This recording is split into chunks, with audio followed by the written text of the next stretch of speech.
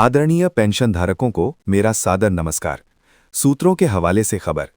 आज का ये विशेष प्रसारण एक ऐसी यात्रा का दस्तावेज है जिसने ये साबित कर दिया कि इंसान की इच्छा शक्ति के आगे पर्वत भी झुक जाते हैं।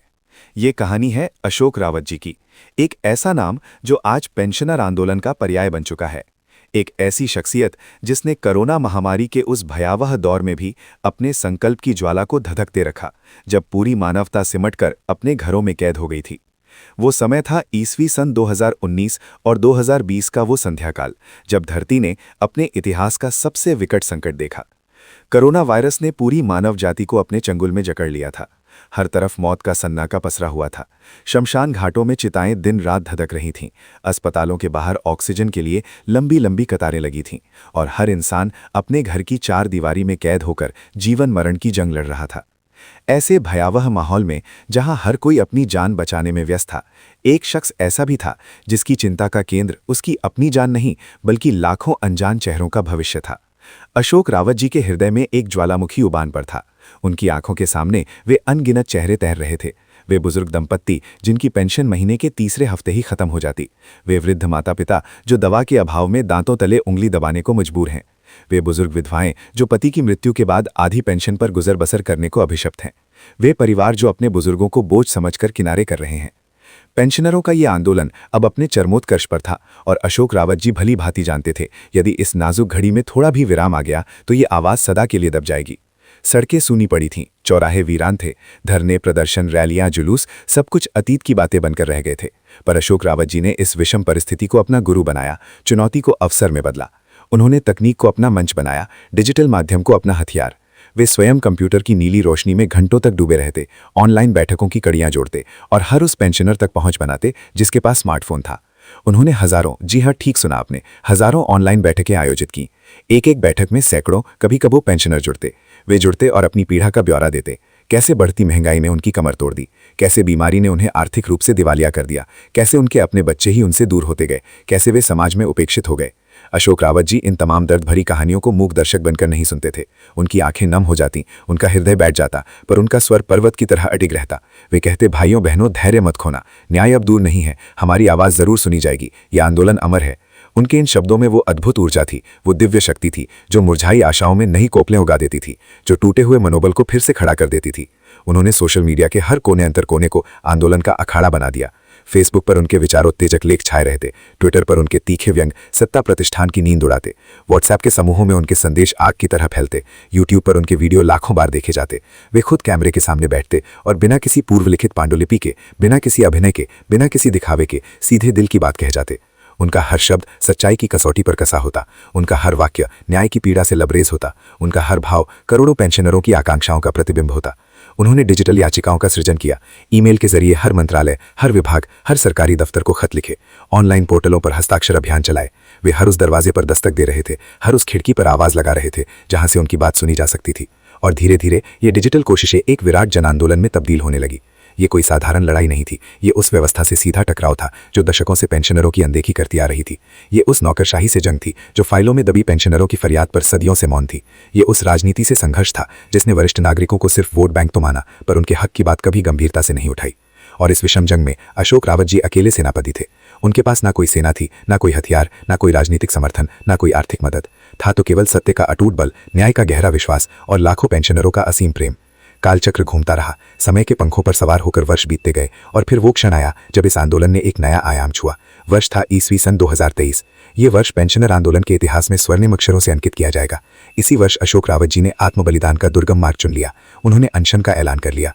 उनकी आयु अब 80 के करीब थी, हड्डियां जवाब दे चुकी थीं, घुटनों ने साथ छोड़ दिया था, डॉक्टरों ने सख्त आराम की सलाह दी थी, पर अशोक रावत जी के लिए उनके पेंशनर भाई बहनों का अधिकार उनकी अपनी जान से भी अधिक प्रिय था। उन्होंने अनशन शुरू किया। पहला दिन शरीर ने साथ दिया, चेहरे पर तेज था। दूसरा दिन कमजोरी ने दस्तक दी, पर मनोबल अडिग था। तीसरा दिन आंखों के सामने अंधेरा छाने लगा, पर दिमाग साफ था। चौथा दिन रक्तचाप लड़खड़ाने लगा, पर इरादे डिगे नहीं। पांचवा दिन शरीर ने जवाब देना शुरू कर दिया, पर उन्होंने कहा, यह शरीर अब मेरा नहीं, इस आंदोलन का है। उनके इस बलिदान ने पूरे देश का ध्यान खींच लिया। अखबारों की सुर्खियां बदल गईं, इलेक्ट्रॉनिक मीडिया ने उनके अनशन को प्रमुखता से दिखाया, सोशल मीडिया पर हैशटैग्स चलने लगे, support Ashok Rawat, justice for pensioners, we stand with Rawat ji. देश विदेश से समर्थन के स्वर उठने लगे, अजनबी लोग फोन करने लगे, संदेश भेजने लगे, प्रार्थना करने लगे। सत्ता प्रतिष्ठान सख्त में आ गया।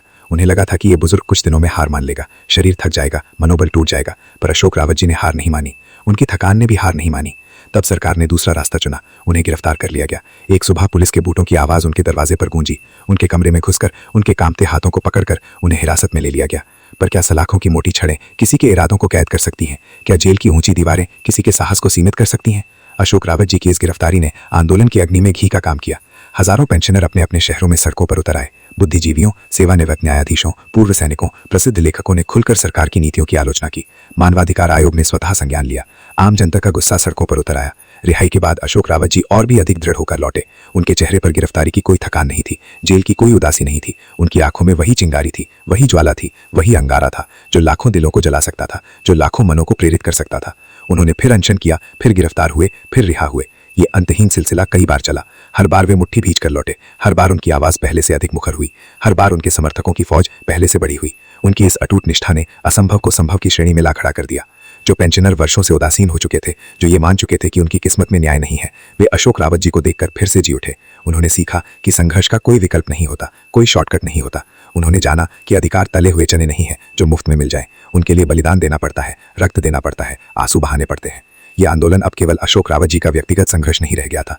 यह हर उस व्यक्ति का आंदोलन बन गया था जिसने कभी जीवन में अन्याय सहा था। यह हर उस बुजुर्ग का आंदोलन बन गया था जिसकी जेब खाली थी पर आंखों में लाखों सपने थे। यह हर उस विधवा का आंदोलन बन गया था जो आर्थिक अनिश्चितता के अंधेरे में भटक रही थी। समय ने फिर करवट ली। वर्ष ईस्वी सन 2024 की सुनहली सुबह हुई। ये वर्ष आंदोलन के चरमोत्कर्ष का साक्षी बना। अशोक रावत संभव जी ने दिल्ली के जंतर मंतर पर ऐतिहासिक धरने का आह्वान किया। यह आह्वान बिजली की तरह देश के कोने कोने में फैल गया।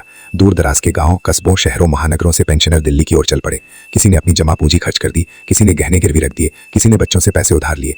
कोई साधारण बस में सफर कर रहा था, कोई ट्रेन की सामान्य श्रेणी में, कोई किसी परिचित की गाड़ी में, कोई लाठी के सहारे धीरे धीरे चल रहा था, कोई व्हील चेयर पर, कोई स्ट्रेचर पर भी आ पहुंचा। वो दृश्य अविस्मरणीय था।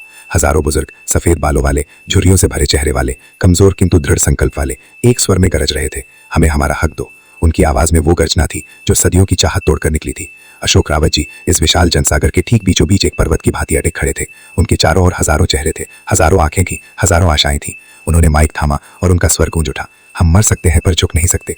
हमारी मांगे पूरी होंगी, ये सूरज की तरह सत्य है। चाहे हम रहे या ना रहे, यह आंदोलन अमर रहेगा। उनके भाषण का हर शब्द अंगार था। हर वाक्य इतिहास के पन्नों में दर्ज होने वाला महावाक्य था। हर स्वर में करोड़ों दिलों की धड़कन थी। हर भाव में अरबों आशाओं का समावेश था। वहां उपस्थित हर प्राणी ने महसूस किया, आज वे इस धरती पर केवल दर्शक नहीं हैं, आज वे स्वयं इतिहास के रचयिता हैं। उनके पांव के नीचे जो धूल है वो कल इतिहास के पन्नों में स्वर्णिम अक्षरों से लिखी जाएगी। इस अभूतपूर्व जनदबाव के सामने अंततः सरकार ने घुटने टेक दिए। वार्ता की मेज सजी, जहां सरकारी अधिकारियों के सामने अशोक रावत जी बैठे। उनके सामने फाइलों के पहाड़ थे, आंकड़ों के समंदर थे, तथ्यों के किले थे, दस्तावेजों के जंगल थे, पर उनके पास उससे कहीं अधिक शक्तिशाली हथियार था। लाखों पेंशनरों का अटूट आशीर्वाद, उनकी करोड़ों आशाएं, उनकी अनगिनत प्रार्थनाएं। उन्होंने अपनी मांगे रखी, एक एक करके, धीरे धीरे, स्पष्ट शब्दों में। हर मांग पानी की तरह साफ थी, हर मांग दर्पण की तरह पारदर्शी थी, हर मांग वेद मंत्र की तरह अटल थी। कोई धुंधलापन नहीं, कोई अस्पष्टता नहीं, कोई राजनीतिक चाल नहीं, कोई दुविधा नहीं। केवल न्याय, केवल अधिकार, केवल मानवीय गरिमा की पुकार। और फिर वो ऐतिहासिक क्षण आया जिसकी प्रतीक्षा इस आंदोलन ने वर्षों तक की थी। सरकार ने 4 प्रमुख मांगों को स्वीकार किया।